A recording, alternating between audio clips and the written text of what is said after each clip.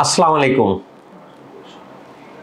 আমাকে অনেকে ফোন দেন, কথা বলতে চান।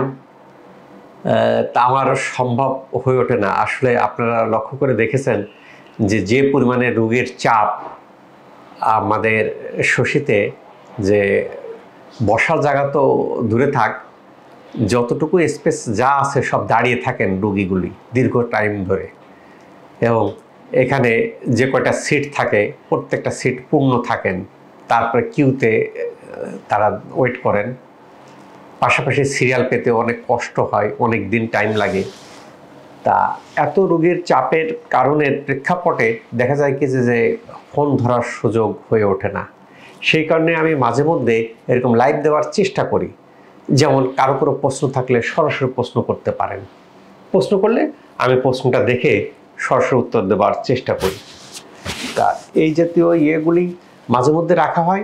তা আজকের টপিকসটা হলো বাত বাত ব্যথা বা বাতের ব্যথা। বাতের ব্যথার সাথে আমরা বাংলাদেশের প্রায় প্রতিটি ফ্যামিলি কম বেশি জড়িত, এবং আমি প্রায় সচেতন হওয়ার জন্য বিভিন্ন উপদেশ দিই কীভাবে আমরা সচেতন থাকব। আমার কাছে তো হাজার হাজার রুগী না, লক্ষ লক্ষ রুগী আমি দেখতেছি, আমাকে ফলো করতেছেন।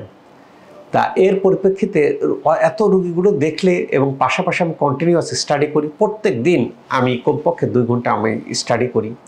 আমার মেডিকেল জার্নাল পাবলিকেশান, এই যে আমি যে কথাগুলো বলতেছি, কথাগুলোর একটা মেডিকেল রিসার্চ বেসড জার্নাল। এখানে কিন্তু অনেকগুলি জার্নাল আছে, এখানে বলতে সবগুলো নয়, মোট 42টা জার্নাল আছে আমার ইন্টারন্যাশনাল মেডিকেল রিসার্চ বেসড জার্নালে।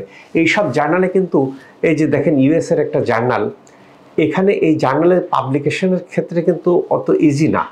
এখানে মনে করেন যে আমাদের একটা টপিকস, এখানে এই যে 11 নম্বর সিরিয়ালে দেখেন যে ডক্টর এসএফ শহীদুল ইসলাম, এই আর্টিকেলে এরকম আমার 42টা আর্টিকেলে আমার জার্নালে পাবলিকেশন আছে। আমরা একটা জার্নালে যদি দেখে থাকি, হ্যাঁ, এটাতে আমরা কিডনি ডিজিজ আমাদের এখানে ভালো হয়েছে, তার উপর এই একটা আর্টিকেল কিন্তু এখানে পাবলিকেশন করতে অনেক কাঠখড় পোড়াতে হয়। যারা এরকম জার্নালে প্রকাশ করেন তারা বুঝে থাকেন। এরকম আমার 42টা জার্নালে, রিসার্চ বেসড জার্নালে আমাদের যে এখানকার একটা কম্বিনেশন ট্রিটমেন্টের মাধ্যমে রোগী ভালো হয়ে যাচ্ছেন। তার এখন কিডনির রোগীও আমরা যা ক্রিয়েটিনিন লেভেল দেখি যে 3 বা এর কাছাকাছি, এই রোগীগুলো ভালো হয়ে যায় বিনা ওষুধে। এখন আমি এটাকে কেন হাইলাইট দিই না, কত হাইলাইট দেবো? এমনিতেই রোগীর চাপে মুহ্যমান। তারপর যেমন অ্যাজমা রোগী ভালো হয়ে যাচ্ছে, নাক ডাকা ভালো হয়ে যাচ্ছে। কাজে যে এই রোগগুলো তো বর্তমানে প্রচলিত সিস্টেমের ট্রিটমেন্ট নাই, রোগীগুলো ভালো হয়ে যাচ্ছে। তা আজকের টপিকসটা হলো বাত ব্যথা বা বাতের ব্যথা। বাত ব্যথাটা আমরা প্রতিটি ফ্যামিলিতেই দেখবেন যে যারা একটু বয়স্ক হয়ে যাচ্ছেন, তার হয় জয়েন্টে ব্যথা হচ্ছে, বা হাঁটুতে ব্যথা হচ্ছে, বা বিভিন্ন ছোট ছোট জয়েন্টে ব্যথা হয়। একে আমরা ডায়াগনোসিস করি বা না করি, আমরা প্রচলিত অর্থে বাত ব্যথা বা বাতের ব্যথা বলে ধরে নিই। আসলে কথাটা সঠিক, কেন বাতের ব্যথা বা বাত রোগ প্রায় 100টা রোগের সমষ্টি। একটা রোগকে বাত রোগ বলে না। যেমন আমরা ইংরেজিতে বলি রিউমেটয়েড আর্থ্রাইটিস, এই যে টিস যেগুলিতে আছে প্রত্যেকটাকে বাত বলি। রিউমেটয়েড আর্থ্রাইটিস, জয়েন্টে ব্যথা হয়, ফুলে যায়, সয়েলিং হয়, ডিফর্মিটি, বাঁকা হয়ে যায়, এটা রিউমেটয়েড আর্থ্রাইটিস, এক ধরনের বাত। অস্টিওআর্থ্রাইটিস, এই যে অস্টিওআর্থ্রাইটিস অর্থাৎ আমাদের দেখা যায় যে অনেকে নি জয়েন্টে হাড় ক্ষয় হয়ে যায়, এটা এক ধরনের বাত। আমাদের নিক স্টিফ হয়ে যায়, এটা এক ধরনের বাত। অ্যানকালাইজিং স্পন্ডালাইটিস বাত। অ্যানকালাইজিং স্পন্ডালাইটিস হলে দেখেন যে অনেকের বুক, পিঠ সামনের দিকে ঝুঁকে পড়ে, ঘাড় ঘোরানো যায় না, এক ধরনের বাত। বুঝে গেছে? গাউট এক ধরনের বাত। তা এই জাতীয় প্রায় 100টা রোগের সমষ্টিকে বাত বলে। অর্থাৎ বাত বলতে আমরা ওটাকেই বলে থাকি যাকে জয়েন্টে অস্থি গ্রন্থিতে যেগুলোতে ব্যথা, ইনফ্লামেশন হয়, সয়েলিং হয়, একে আমরা বাত বলি। তো মূলত যেটা হয় রিউমেটয়েড আর্থ্রাইটিস, মূল যে বিষয়টা রিউমেটয়েড আর্থ্রাইটিস। এই রিউমেটয়েড আর্থ্রাইটিস হলে কি হয়, রিউমেটয়েড আর্থ্রাইটিস যারা ভুগে থাকেন তারা জেনে থাকবেন, তারা হয় ম্যাথোটেক্স, সেলাজেন বা এই জাতীয় ওষুধ খাচ্ছেন। খাইতে খাইতে কি হয়, প্রথমে শুরু করেন, কয়েক মাস গেলেই, কয়েক বছর গেলেই, 1-2 বছর গেলেই তখন ডক্টর সাহেব লিখে দিলেন চলবে। তারপর বলে দেন যে দেখেন এটা মৃত্যুর আগ পর্যন্ত চলবে, ওষুধ বাদ দেওয়া যাবে না। পাশাপাশি কারো যদি মাত্রাতিরিক্ত হয় তাকে স্টেরয়েড দিতে হয়। স্টেরয়েড খুব ক্ষতিকর, কিন্তু নো ওয়ে, আমার ব্যথাকে আমি কোনো ক্রমেই কন্ট্রোল করতে পারতেছি না, তাহলে আমাকে কি করতে হবে, স্টেরয়েড দিতে হবে। আর বলি কে কোথা থেকে ফোন মেসেজ দিচ্ছেন বললে আমি বলার চেষ্টা করব, এবং প্রশ্ন করতে থাকুন, আমি শেষে উত্তর দেওয়ার চেষ্টা করব। তা আজকের টপিকসটা যেটা বাদ বলতেছি সেটা রিউমেটয়েড আর্থ্রাইটিস হোক, অস্টিওআর্থ্রাইটিস হোক, পিএলআইডি হোক, অ্যানকাইলোজিং স্পন্ডিলাইটিস হোক, নেক স্টিফ হোক, সবার সমষ্টি, বা গাউটি হোক, সবার সমষ্টিকে আমি বাদ বলে অভিহিত করতেছি। তা মূলত যেটাতে থাকে রিউমেটয়েড আর্থ্রাইটিসের বিষয়টা কি, এটা হলে মৃত্যুর আগ পর্যন্ত ওষুধ খেয়ে চলতে হয়। ওষুধ কোনো কোনো রোগী আছেন যে একদিন যদি ওষুধ বাদ দেন, একদিন ওষুধ বাদ দিলে আর বিছানা থেকে উঠতে পারবেন না। কারো ক্ষেত্রে কি হয়, এই বাতের ব্যথাগুলো রাত্রে বাড়ে, সারাদিন অল্প অল্প থাকে, রাত্রে প্রচণ্ড বেড়ে যায়। কারো কারো ক্ষেত্রে কি রাত্রে বাড়ে না, সকালে ব্যথাটা তীব্র আকারে হয়। কারো কি শুধু দুটা জয়েন্টে, হাঁটুর দুটা জয়েন্টে হয়, কারো এইসব জয়েন্টে হয়, কারো এলবো জয়েন্টে হয়, কারো রিস্ট জয়েন্টে হয়, এরকম বিভিন্ন জয়েন্ট হয়, কারো কারো সব জয়েন্ট হয়। কারো কারো হয়ে যাওয়ার পরে এসব আঙ্গুলগুলো ফুলে যায়, সয়েলিং হয়। কারো কারো ক্ষেত্রে এটা বাঁকা হয়ে যায়, ডিফর্মিটি হয়ে যায়। ডিফর্মিটি এইটা কেন, রিউমেটয়েড আর্থ্রাইটিসটাকে বলে অটো ইমিউন ডিজিজ, অর্থাৎ আমরা যে ইমিউন সিস্টেম নিয়ে কথা বলতে বলতে মুখে ফেনা তুলে ফেলি, সেই ইমিউন সিস্টেমের কাজ কি, কাজ হলো বডিকে প্রোটেক্ট করা, আমার বডিকে অন্যের রোগ থেকে প্রতিরোধ করা। তা কোনো কারণের প্রেক্ষাপটে যদি দেখা যায় কি যে এই ইমিউন সিস্টেমটা রোগ প্রতিরোধ না করে ভুলবশত নিজের বডিকেই এফেক্ট করে, তাহলে কি হবে, তাহলে এই যেতে হয়। যখন দেখা গেছে আমাদের অস্থিসন্ধির দুইটা হাড়ের মাঝখানের যে কার্টিলেজগুলি বা সাইনোভিয়াল ফ্লুইডগুলো বা সাইনোভিয়াল পর্দাগুলি খেয়ে ফেলে, তখন বাঁকা হয়ে যায়। দেখুন অনেকেরই রিউমেটয়েড আর্থ্রাইটিস বাতের কারণে আঙ্গুল বাঁকা, পায়ের আঙ্গুল বাঁকা, হাতের আঙ্গুল বাঁকা, হাত বাঁকা, এই জাতীয় কিন্তু অনেকগুলো জটিলতাগুলো দেখা দেয়।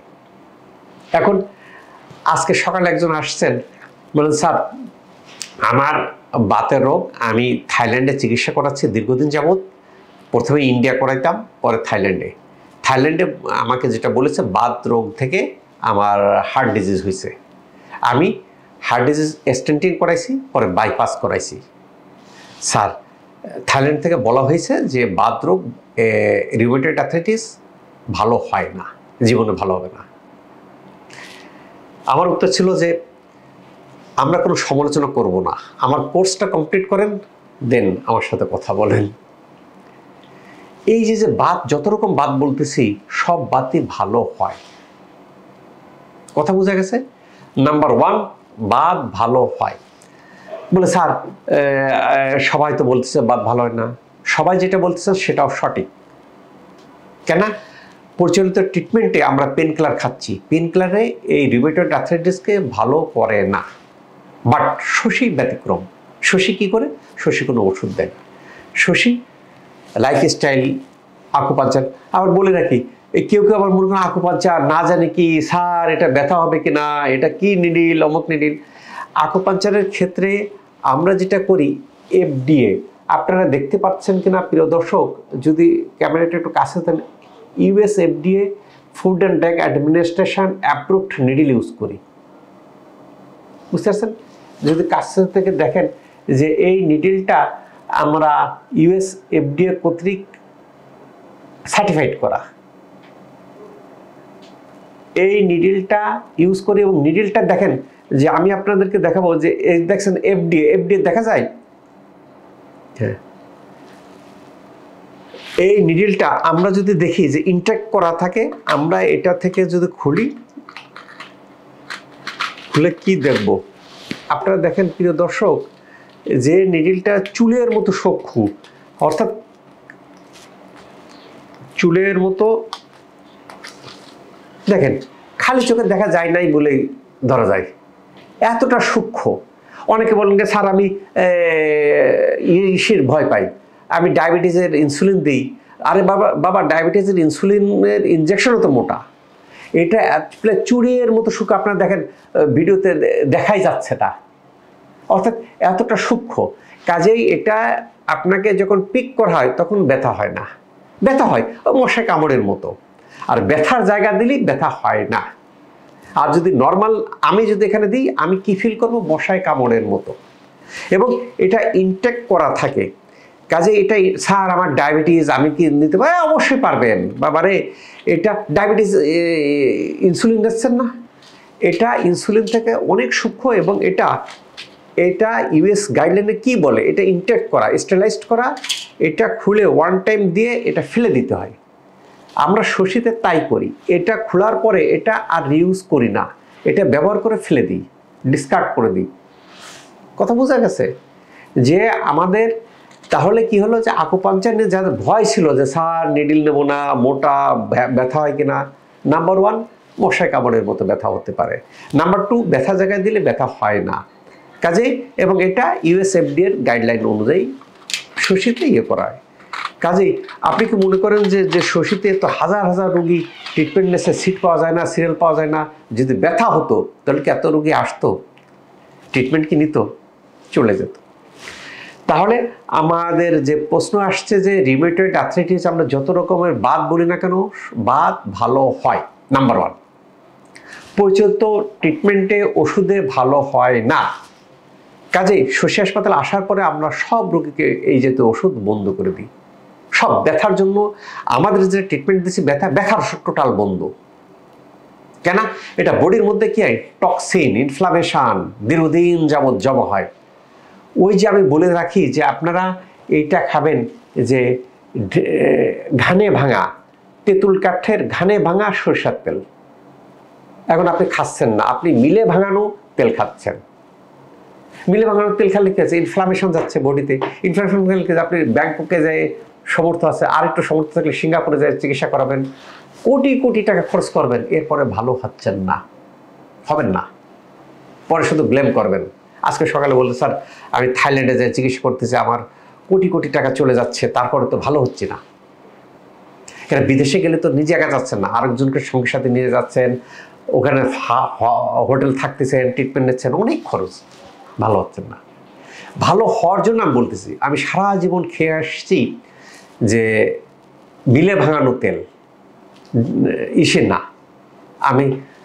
আপনি সারা জীবন এসব খেয়ে আসে, এইবার আমি আসছি যে স্যার আমার পেটের সমস্যা, আমার 1 দিনে 2 দিনে 4 দিনে ভালো করে দেন। আমার বডির মধ্যে তো ইনফ্লামেশন আছে, টক্সিন আছে, টক্সিনটা বের করতে তো আমার একটু সময় লাগবে। কাজেই দেখা যায় কি যে কারো যদি টক্সিন বেশি থাকে, ইনফ্লামেশন বেশি থাকে, সময় বেশি লাগে।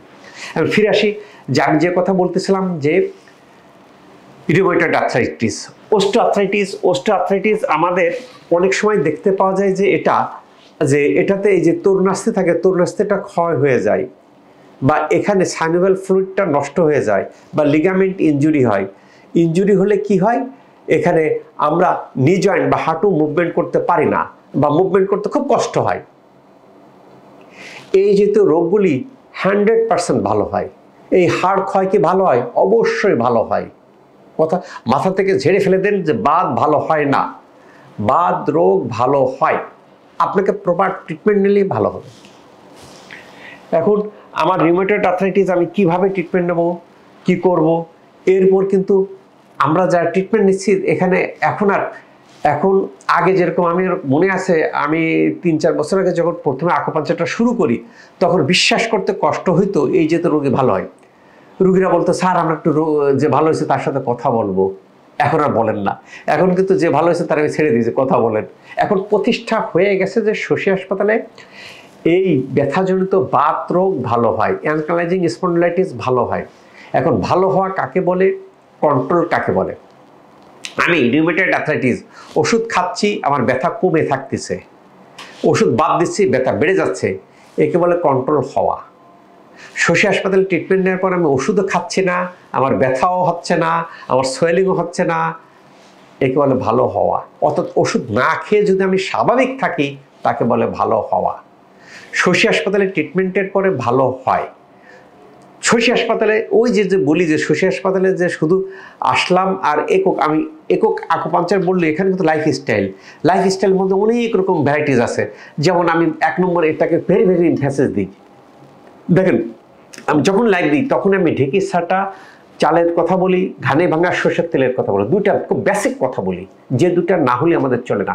কেন আমরা যখন সয়াবিন তেল খাচ্ছি, মিলে ভাঙানো তেল খাচ্ছি, টক্সিন খাচ্ছি, ইনফ্লামেশন খাচ্ছি, কোলেস্ট্রল খাচ্ছি, খাইয়ে আমি সুস্থ থাকতেছি না। হার্ট ডিজিজ হবে, কিডনি ডিজিজ হবে, চোখের ডিজিজ হবে, ডায়াবেটিস হবে, ফ্যাটি লিভার হবে, বুঝতে হচ্ছেও তাই। এবং আমরা ডাক্তারদের ব্লেম দিচ্ছি যে স্যার আমি 20টা ডাক্তার দেখালাম, 40টা ডাক্তার দেখালাম, বস্তা ভরে প্রেসক্রিপশন, ভালো হচ্ছে না, ওষুধ মুড়ির মতো ওষুধ খাচ্ছি, ভালো হচ্ছে না।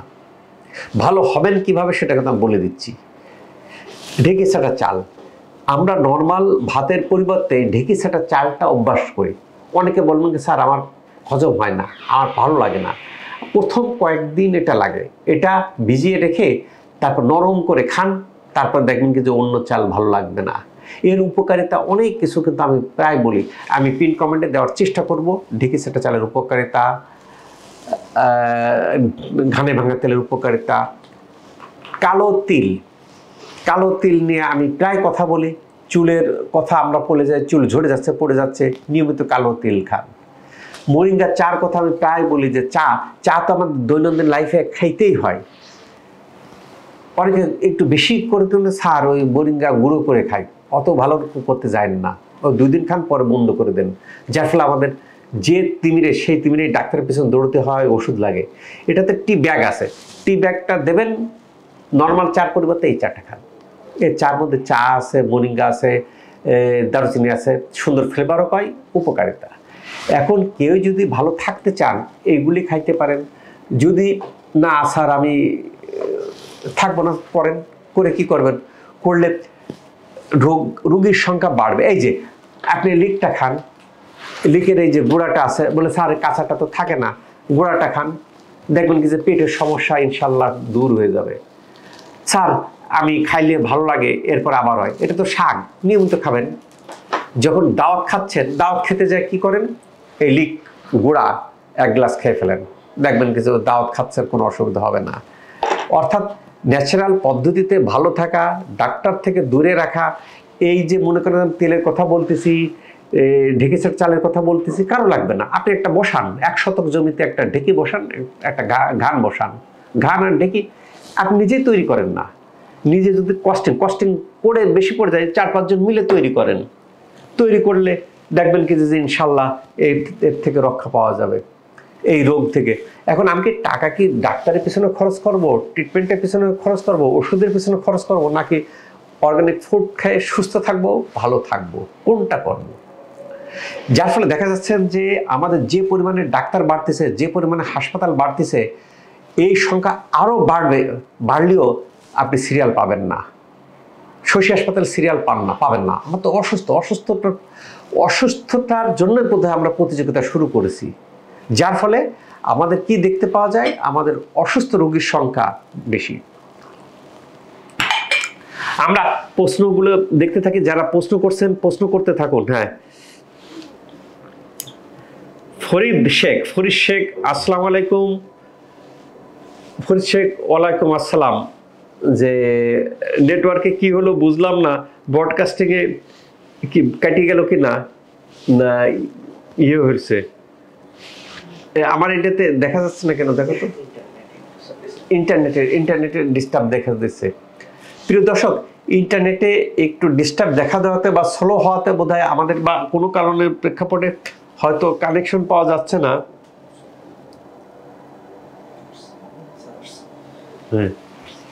দেখি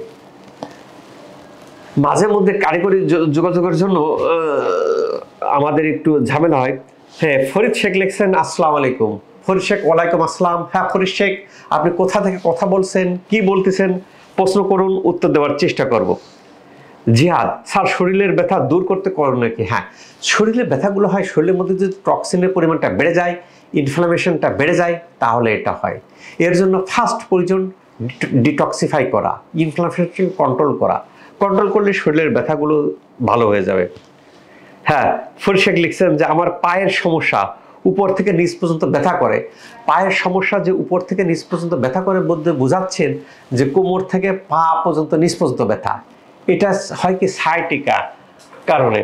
আমাদের মেরুদণ্ড যদি এইভাবে থাকে যে আমাদের কোনো কারণে যদি হাড় ক্ষয় হয়ে যায় বা অন্য কারণে জেলি বেরিয়ে যায়, এই কালারটা যদি আমরা বর্ধিত জেলি দেখি, সে রগের উপর চাপ দেয়।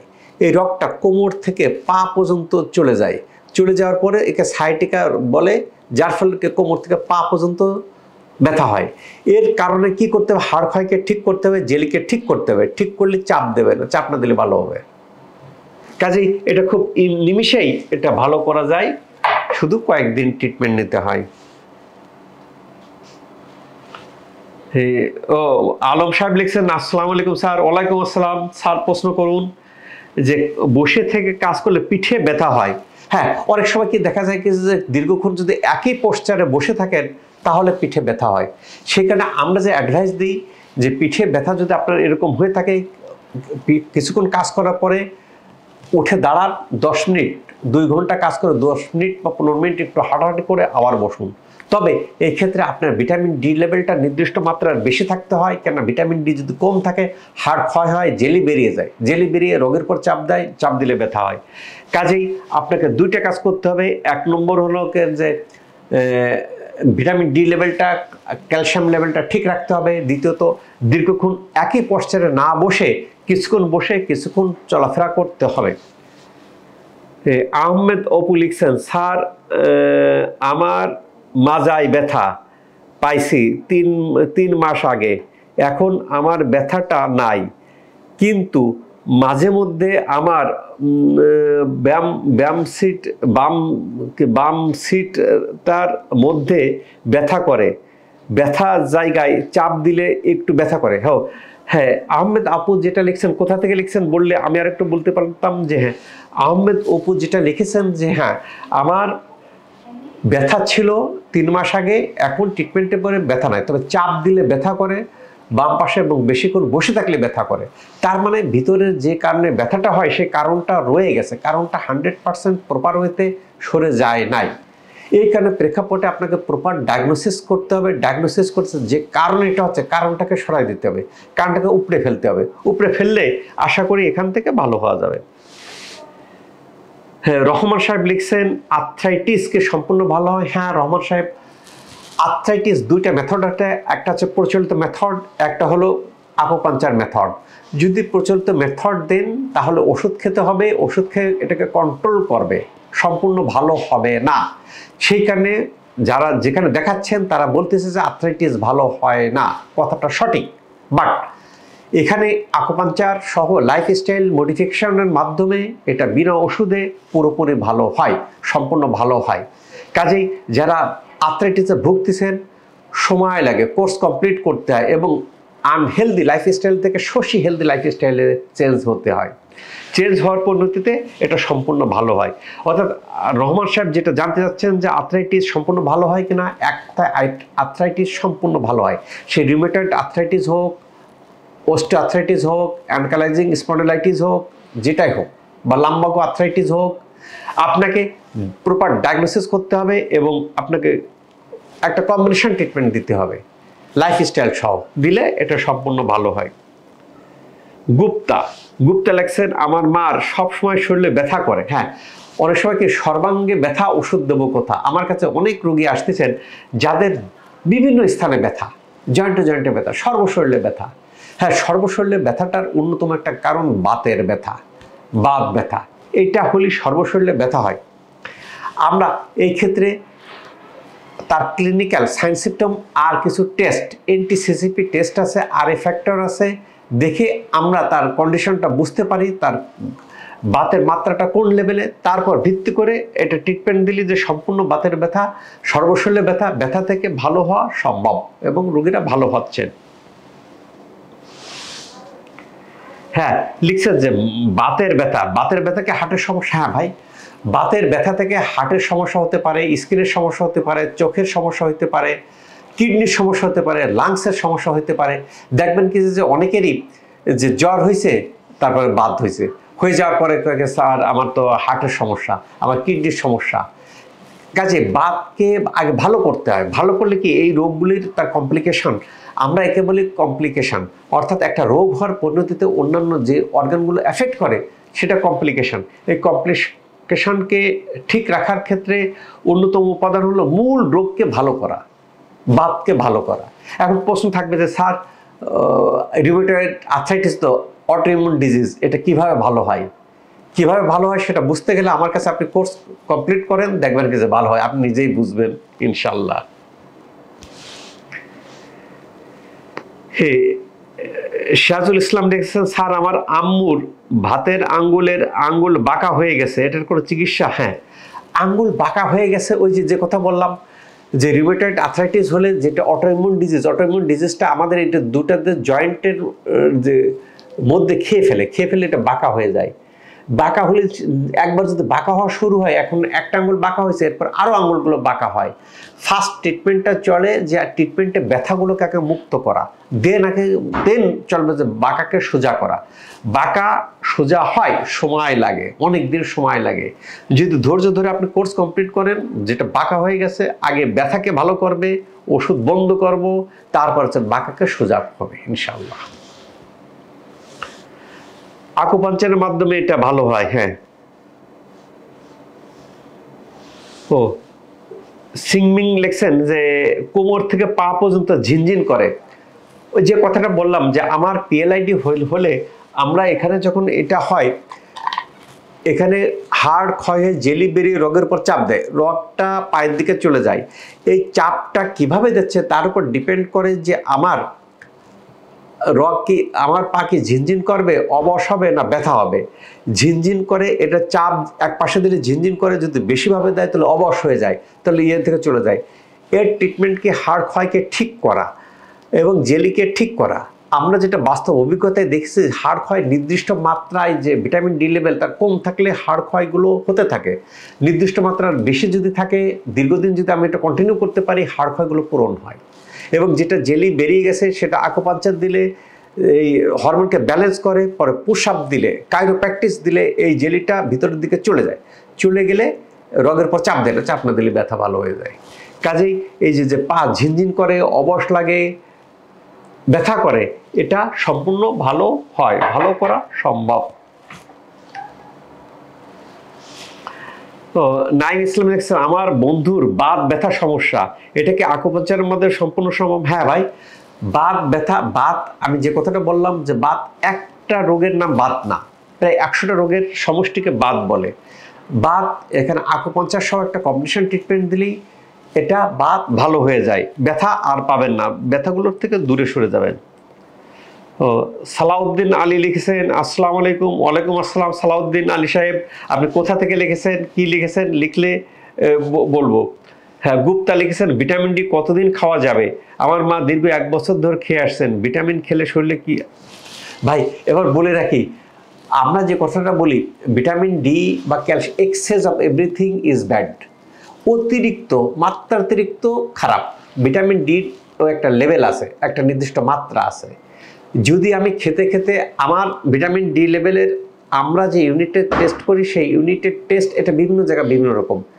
কোনো জায়গায় 20 থেকে 100 ইউনিট, কোনো জায়গায় 30 থেকে 70 ইউনিট নর্মাল। যেটা 70 ইউনিট নর্মাল, সেখান থেকে 70 যদি বেশি হয়ে যায় তার মানে এক্সেস। এই এক্সেস হলে কিন্তু সেটা আবার বডির জন্য ক্ষতিকর। তাহলে আমি ভিটামিন ডি কতদিন খাওয়া যাবে আমি বুঝবো কি করে? আমি টেস্ট করব আমার বডির মধ্যে ভিটামিন ডি লেভেলটা স্বাভাবিক রেঞ্জের মধ্যে আছে কি না। কথা বোঝা গেছে? আমি কি পরিমাণে খাবো, কতদিন খাবো, সেটা ডিপেন্ড করে শরীরের মধ্যে কতটুকু আছে। যদি দেখা যায় যে শরীরের মধ্যে নির্দিষ্ট মাত্রার উপরের মাত্রাকে ক্রস করে গেছে, তাহলে অবশ্যই সেটা বন্ধ করতে হবে। যদি নির্দিষ্ট মাত্রা থেকে কম থাকে তাহলে অবশ্যই খেতে হবে। একটা ডাক্তারের শরণাপন্ন হয়ে এগুলো পালন করা উচিত। কেন একাকী করতে গেলে দেখবেন কি যে সঠিক না বুঝতে পারলে মাত্রাতিরিক্ত হয়ে গেলে ক্ষতি হয়। যেমন আমি এখন মাঝে মধ্যে বেশ কিছু রোগী পাচ্ছি যাদের ক্যালসিয়াম স্পার হয়, তারা দীর্ঘদিন যাবৎ ক্যালসিয়াম খাচ্ছে। কয় স্যার আমরা কিছু ব্যথা হলেই ক্যালসিয়াম খাই, কিছু হলেই ক্যালসিয়াম খাই, খাইতে খাইতে ক্যালসিয়ামের যে মাত্রা আছে, মাত্রা থেকে অতিরিক্ত তার বডিতে আছে। তার বডিতে থাকলে অতিরিক্ত ক্যালসিয়াম কোথায় জমা হবে? বিভিন্ন স্থানে জমা হয় বডিতে, পায়ের নিচে গোড়ালিতে জমা হয়, গোড়ালিতে জমা হয়ে ক্যালসিয়াম স্পার বলে। অনেকে বলে স্যার হাড় বেড়ে গেছে, হ্যাঁ বেড়ে গেছে, তার ওই যে হাড়ের উপর যে অংশটুকু জমা হয় ওইকে আমরা বর্ধিত হাড় বলি। কাজেই ক্যালসিয়াম বলেন, ভিটামিন ডি বলেন, যাই বলেন না কেন অতিরিক্ত বডির জন্য ক্ষতিকর। কাজেই সেই ক্ষেত্রে আমি বুঝবো কি করে? যারা বোঝে সেখানে টেস্ট করতে হবে, টেস্ট করে নির্দিষ্ট মাত্রায় রাখতে হবে, তার থেকে বেশি রাখা যাবে না, কম রাখা যাবে না। আর সবচেয়ে ভালো কি এগুলি এরকম ন্যাচারাল পদ্ধতিতে, যেমন এতে ভিটামিন ডি বেশি, ওমেগা 3 বেশি। ভিটামিন ডি আমরা এই ন্যাচারাল পদ্ধতিতে খেয়ে যদি বডির মধ্যে নির্দিষ্ট মাত্রায় রাখতে পারি সেইটাই ভালো ওষুধ থেকে খাওয়ার মাধ্যমে।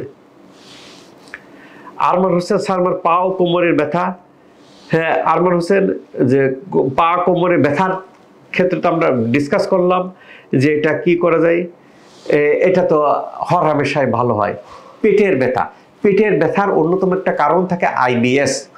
আইবিএসের কারণের ক্ষেত্রে আমরা বলে থাকি যে লিক এটা পাওয়া যায়, এটা বাসায় নেওয়া যায়, এটা আপনি খেতে থাকেন 2 মাস খান বা 6 মাস খান, খাইলে দেখবেন ভালো হয়ে গেছে। যদি ভালো না হন দেন আকুপাঞ্চার, ওজন থেরাপির দরকার আছে, তখন আপনি শশীতে চলে আসে আকুপাঞ্চার বা ওজন থেরাপি নেবেন।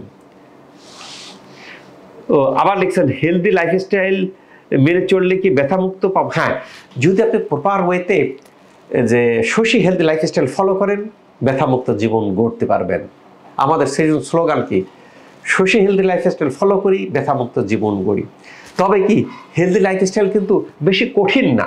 অনেকে আমার কাছে আসতেছেন যে জটিল স্যার, এত কঠিন, 1 বছর পারি 2 বছর পারি। আপনি শুধু কতগুলো জিনিস পালন করেন। তেলটা ঢেকে ঘানে ভাঙা সরষের তেল খান, সব কন্ট্রোভার্সি বাদ দেন। আমি যেটা ফলো করি তেঁতুল কাঠের ঘানে ভাঙা সরষের তেল 1। 2 কি ঢেকি ছাড়া চাল, নর্মাল সাদা চাল বাদ দেন, ঢেকি ছাড়া চাল খান। বুঝা গেছে? চা, নর্মাল চার পরিবর্তে মরিঙ্গার চা খান। সালাদ আপনি কি করেন? আপনি সালাদ খান, প্রতিটি সালাদের সাথে লিকটা খান। এটা কি খুব কঠিন? দুধ খাবেন, দুধ গ্রামে যে এড়া খাওয়া গরু খায়, দেশি গরুর দুধ, ওই দুধ খান, যাতে অ্যান্টিবায়োটিক দেওয়া হয় নাই, ইনজেকশন দেওয়া হয়। ডিমটা যে মুরগিতে ফিট খাওয়ানো হয় নাই সেই মুরগির ডিম খান। আর মাঝে মধ্যে যদি এরকম একটু কালো তিল খান। এইগুলো কি কঠিন বিষয়? এইগুলো পালন করেন, দেখবেন ইনশাল্লাহ রোগ থেকে মুক্ত থাকবেন, ব্যথা থেকে মুক্ত থাকতে পারবেন। এখন আমি যাহাই বলি না কেন, আপনি মিলে ভাঙা তেল খাবেন, সরষে কি সয়াবিন তেল খাবেন, আবার বলুন স্যার আমি ভালো থাকবো, থাকবেন না। তাহলে কোথায় যাবে? তাহলে ডাক্তার টাকার বস্তা রাখবেন, শুধু ডাক্তারের পিছনে ছুটে বেড়াবেন। কথা কি বোঝা গেছে? ও চিকিৎসার পাশাপাশি কি কি খেতে হবে? হ্যাঁ, কি কি খেতে হবে আমি এটা বললাম। ও অর্গানিক সরিষার তেল, হ্যাঁ অর্গানিক সরিষার তেল যে আপনার ঘানি ভাঙা সরিষার তেল, তার উপকারিতা তো আমি কথা বললাম। তো সাইফুল ইসলাম যে আমার বোনের ব্রণের সমস্যা, হ্যাঁ ব্রণের সমস্যা, হ্যাঁ ভালো কথা বলছিস যে ত্বকের সমস্যার জন্য শশী স্কিন কেয়ার খুব অপ্রতিরোধ্য। ব্রণ আমাদের ত্বকে যে ব্রণ হয়, ব্রণ কিন্তু খুব বিব্রতকর অবস্থার মধ্যে পড়ি। ব্রণ আমরা ব্ল্যাক হেড আছে, হোয়াইট হেড আছে বা ইনফেক্টেড হয়ে যাওয়ার পর দীর্ঘদিন যাবত মুখে থাকে। এটা সাধারণত মহিলাদের ক্ষেত্রে বেশি হলেও পুরুষের ব্রণ হয়। তাহলে হাত থেকে রক্ষা করার জন্য শশী স্কিন কেয়ার একটা আদর্শ স্থান। এখানে যারাই আসতেছেন 100% ব্রণ ভালো হয়ে যাচ্ছে, শুধু আপনাকে সময় লাগে। কেন আপনার ইনফ্লামেশন আছে, ইনফ্লামেশন কন্ট্রোল করতে সময় লাগে। আপনি ধৈর্য ধরে, অনেকে মনে করেন যে শশী হাসপাতালে অনেক রোগী তো খুব শর্ট টাইমের মধ্যে ভালো হয়ে যায়, আসবেন ফু দেবো ভালো হয়ে যাবেন। ভাই এখানে ট্রিটমেন্ট হয়, সায়েন্স বেসড ট্রিটমেন্ট। কাজে এখানে আপনি যদি লেগে থাকেন এই ব্রণ ভালো হয়। শুধু ব্রণ না, ব্রণ সহ মুখের যে কোনো দাগ, ম্যাস্তা, pigmentation, under eye black circle, acne scar, অবাঞ্ছিত লোম, তারপরে আপনার এই সব অর্থাৎ রূপচর্চার জন্য যত রকম ত্বকের পরিচর্যার জন্য এখানে শশী স্কিন কেয়ারের সব রকম ব্যবস্থা আছে। কেন? এখানে আপনার লেজার, বিশ্বের সবচেয়ে বেস্ট লেজারগুলো এখানে সাজানো হয়েছে।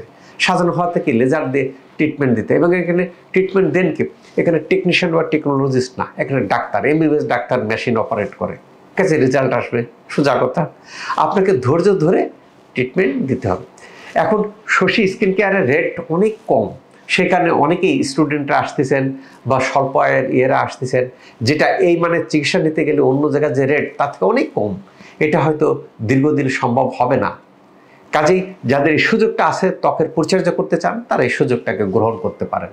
অথবা ব্রণ বা ত্বকের পরিচর্যার জন্য বিভিন্ন জায়গায় ট্রিটমেন্ট নিচ্ছেন, বাট কাঙ্ক্ষিত ফলাফল পাচ্ছেন না, তারা আস্থার স্থল হিসাবে শশী হাসপাতালে আসে ট্রিটমেন্ট নিতে পারেন। দেখবেন যে ইনশাল্লাহ এই ত্বকের ভালো হয়ে যাবে, কাজে ব্রণ ভালো হয়। ও লিটন লেখছেন যে সাইটিকা ব্যথা, সাইটিকার তো এটা সাধারণত পিএলআইডির কারণে হয়ে থাকে সাইটিকা। তো সাইটিকার ব্যথাটা এটা শশী হাসপাতালের কাছে ডালবাদ। কেন? সাইটিকা, পিএলআইডি, হার্ট ক্ষয় হয়ে যাওয়া, এগুলো আসলেই কোর্স কমপ্লিট করলেই ইনশাল্লাহ ভালো হয়ে যান। যাদের ক্ষতিগ্রস্তটা বেশি হয়েছে বা আনহেলদি লাইফস্টাইল দীর্ঘদিন যাবত করছেন, তাদের একটু সময় বেশি লাগে, কিন্তু যারা ধৈর্য ধরে এখানে ট্রিটমেন্টগুলো নিচ্ছেন, সবাই কিন্তু কম বেশি ভালো হয়ে যাচ্ছেন। যে দেখবেন কি যে পিএলআইডির কারণে ব্যথা, সাইটিকার কারণে ব্যথা, ভালো হয়ে যাচ্ছে। অনেকে প্রশ্ন করেন যে স্যার আমার মুখে অবাঞ্ছিত লোম, অবাঞ্ছিত এই সব জায়গায় লোম আছে, মহিলারা বিশেষ করে। এই কেন শশী হাসপাতাল স্বতন্ত্র এই কারণে যে এখানে অবাঞ্ছিত লোম দূর করার ক্ষেত্রে এখানে ডায়োড লেজার সহ অনেক লেজার আছে, লেজার দিয়ে ট্রিটমেন্ট দেওয়া হয়। পাশাপাশি এটার কারণ কি পিসিওএস না হরমোন ইমব্যালেন্স, সেটাকে আইডেন্টিফাই করা হয়। আইডেন্টিফাই করে কি করা হয়, যে কারণে প্রেক্ষাপটে আপনার পিসিওএস হয়েছে বা আপনার হরমোন ইমব্যালেন্স হয়েছে, সে কারণটাকেও দূরে সরাই দেওয়া হয়। দূরে সরাই দিলে কি হবে, আপনার ভিতর থেকে ভালো হবে। তাহলে বোঝা গেছে যে আপনার মনে করেন কি যে কেন শশী হাসপাতাল স্বতন্ত্র বা শশী হাসপাতালে এই জিনিসগুলো ভালো হয়। আজকে একটু নেটওয়ার্কের ডিস্টার্ব দেখা দিচ্ছে, যে ও নাই, এটাতে পাচ্ছি না নেটওয়ার্কে। এবার আইপ্যাডে পাওয়া যাচ্ছে না, দেখি ফোনে ট্রাই করতেছি যে ফোনে পাওয়া যায় কিনা। যে আমরা লাইভে যে অ্যালার্জি ট্রিটমেন্ট কি এখানে ভালো হয়? হ্যাঁ ভাই, অ্যালার্জির কারণে আপনার সমস্যাটা কি? অ্যালার্জির কারণে কারো শ্বাসকষ্ট হয়, অ্যাজমা হয়, এটা 100% ভালো হয়। অ্যালার্জির কারণে কারো কি পেটের সমস্যা হয়, আইবিএস হয়, এটাও ভালো হয়। আপনার সমস্যাটা বলতে অ্যালার্জির মাত্রাটা আগে নির্ণয় করা হয়, এর সাথে আপনি ওজন থেরাপির প্রয়োজন আছে। বেশ কিছু ওজন থেরাপি দিলে দেখবেন কি যে এটা পড়ে যাবে। চুল পড়ে, নূরজাহান লেখছেন চুল পড়ে। ভাইরে, চুল পড়ার সমস্যার ক্ষেত্রে কতগুলো পদ্ধতি অ্যাপ্লাই করতে হয়। সাধারণত আপনি কোন শ্যাম্পু ইউজ করতেছেন বা মাথায় সাবান দিচ্ছেন কিনা, এটা একটা ফ্যাক্টর। কাজেই আবার চুল পড়া, আপনি কি ব্ল্যাক সিসাম খাচ্ছেন? না খেলে তো চুল পড়বেই। কাজে এটা নিয়মিত প্রত্যেক দিন 1 প্যাকেট করে খাবেন। এটা তো নিজের কালেক্ট করা যায়, বা যে এক জায়গাতে কালেক্ট করে খুব ইজি, খাইতেও মজা লাগে। কাজে এইগুলো খাইবেন। পাশাপাশি পিআরপি, আকুপাঞ্চার নেবেন। আবার অনেকে গ্রোথ ফ্যাক্টর নেবেন। গ্রোথ ফ্যাক্টর, শশী স্কিন কেয়ারের গ্রোথ ফ্যাক্টর দিচ্ছে, গ্রোথ ফ্যাক্টরের মাধ্যমে চুল পড়া বন্ধ হচ্ছে। তারপরে লিখছেন যে আমার হাজবেন্ড রিউমেটয়েড আর্থ্রাইটিস, এমডি সোলাইমান, আমার হাজবেন্ড রিউমেটয়েড আর্থ্রাইটিস, হ্যাঁ রিউমেটয়েড 8 বছর যাবত, এখন হাঁটতে অসুবিধা হয়। 5 দিন চিকিৎসা, না 5 দিন চিকিৎসাতে এটা ভালো হবে না ভাই সোলাইমান সাহেব, আপনার 60 দিন চিকিৎসা লাগবে। সাধারণত রিউমেটয়েড আর্থ্রাইটিসটা কোর্স কমপ্লিট করবেন। আপনি 60 দিন ট্রিটমেন্ট নেন, ট্রিটমেন্ট নিলে দেখবেন কি যে আল্লাহর রহমতে ভালো হবে। কাজেই কোর্সটা কমপ্লিট করতে হবে। ইকবাল হোসেন, স্যার আমার সমস্যার উত্তরটা দিবেন দয়া করে। ইকবাল হোসেন হাসান, আপনি কোথা থেকে বলতেছেন, আপনার সমস্যাটা কি? আমি পাইলাম যে আমার সমস্যার উত্তর দেবেন, আমি সমস্যাটা দেখতে পাচ্ছি না। অদিতি চৌধুরী লিখছেন 3 বছর যাবত মাইগ্রেন।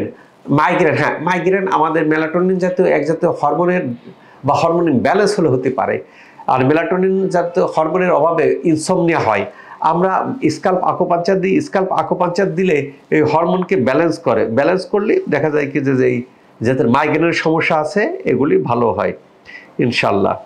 কাজেই এই যে তো ইয়েগুলি ভালো হয়, দেখো তো কাজে এই যে তো যে হ্যাঁ বোঝা যাচ্ছে যে অনেকে কিন্তু মাইগ্রেন নিয়ে উদ্বিগ্ন, অনেকে কি রিউমেটয়েড আর্থ্রাইটিস নিয়ে উদ্বিগ্ন, অনেকে বাত নিয়ে উদ্বিগ্ন, অনেকে আপনার অ্যালার্জি নিয়ে উদ্বিগ্ন।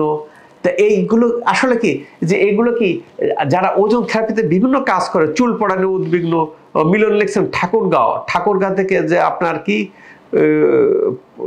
স্যার কি প্রস্রাবের সমস্যা না কি ভাই আমি বুঝতে পারতেছি না আপনার ইয়েটা কি, আমার এই অসুখটা ভালো হবে শ্বাস প্রশ্বাসের, হ্যাঁ শ্বাস প্রশ্বাসের সমস্যা, হ্যাঁ ভাই এটা চেস্ট থেরাপি আছে শশী স্কিন কেয়ারে, চেস্ট থেরাপির সাথে ওজন থেরাপি দিলে শ্বাস প্রশ্বাসের যে সমস্যা এটা ভালো হয়। অ্যাজমা, যারা অ্যাজমা নিচ্ছেন তাদেরও ভালো হয়।